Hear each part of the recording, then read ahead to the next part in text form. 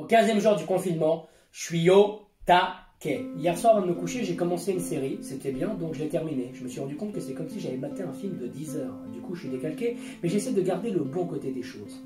Le bon côté.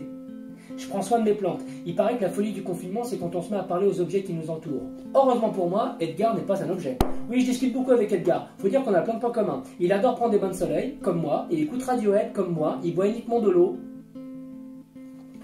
Mes conversations préférées restent quand même celles que j'ai avec la voisine aux cheveux d'or. Depuis quelques jours, à la fin des applauses, on échange toujours quelques mots. Je découvre qu'elle a une voix tendre, légèrement cassée, qui rassure et me berce pour la fin de la soirée. Je pourrais l'écouter pendant des heures. C'est décidé, je vais lui donner mon numéro. Je réfléchis au meilleur procédé. J'écris mon 06 sur une feuille de papier et je l'appuie pour faire un avion. Quand j'étais petit en CM2, je détenais le record de lancer d'avion dans la cour d'école, grâce à ma technique du double turbo plié à l'arrière de l'appareil pour un meilleur aérodynamisme. Et je me dis que si je rate mon atterrissage, je vais peut-être avoir des coups de fil chelous à 13h du mat de gens que je connais pas. Je pourrais prendre des post-it et les coller sur la vitre pour former les 10 chiffres, mais j'en ai juste assez pour dessiner 0688. Je crois qu'il me reste plus que le courage.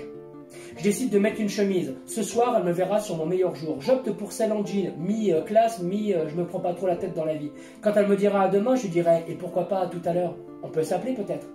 Il est 20h, elle est fidèle au rendez-vous, comme d'habitude, je fais comme si je l'avais pas vue pour me donner un air un peu détaché. Je tourne la tête vers elle, et là, tout s'arrête.